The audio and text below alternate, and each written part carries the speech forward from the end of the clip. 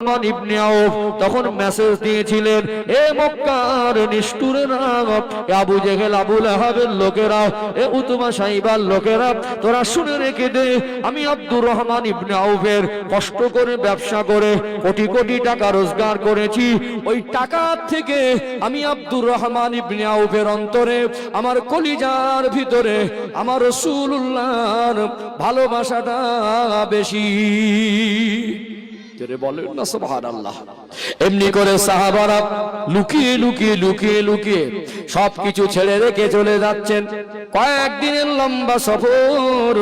অনেকে তো আর ঘোড়ার পিঠে যাচ্ছেন, ঘোড়া নিতে পারছেন না, উট নিতে পারছেন না।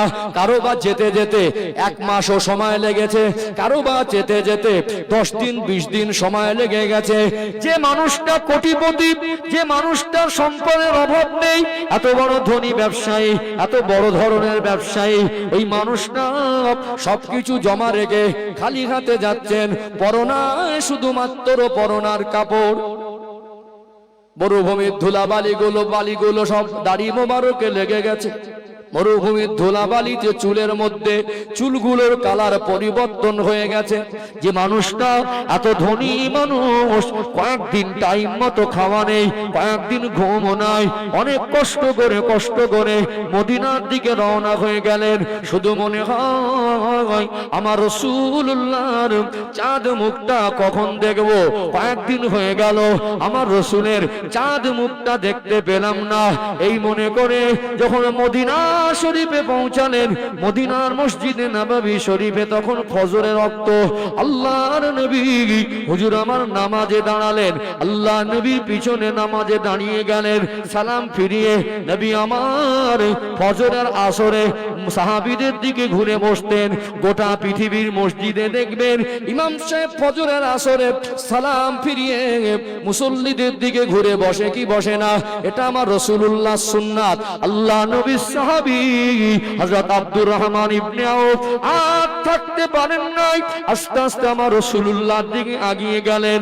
আমার রাসূলুল্লাহ আব্দুর রহমান ইবনে আউফের চেহারা দেখলেন, চুলগুলো উস্কো খুস্কো, মরুভূমির ধুলাবালি, ধুলাবালি গুলো তার দাড়ি মোবারকে তখনও লেগে আছে।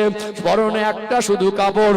দেখে মনে হয় এত ধনী সাহাবী, কোটিপতি মানুষ, 5 দিনের অনাহার আল্লাহর নবীকে জড়িয়ে ধরে বুকের মধ্যে মাথাটা দিয়ে ডুকরে ডুকরে কেঁদেছিলেন, ইয়া রাসূলুল্লাহ আর মাল সম্পদ ভালো লাগে না, যাক আমার কোটি কোটি টাকার মাল ওরা লুটপাট করে নিক, ওটা আমার কাছে বড় মনে হয় না।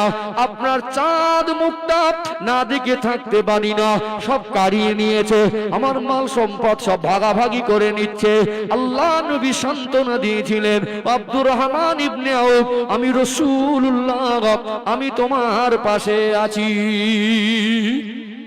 বলেন না ভালোবাসা কাকে বলে পৃথিবীর মানুষকে বুঝিয়ে দিলেন।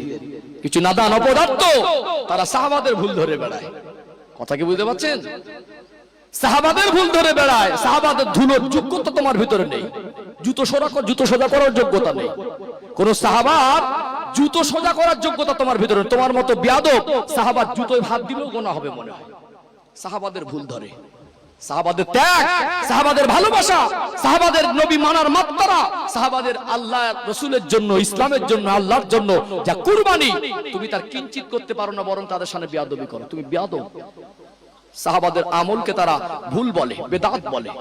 আল্লাহ হেদায়েত দান করেন, বলেন আল্লাহুম্মা আমিন।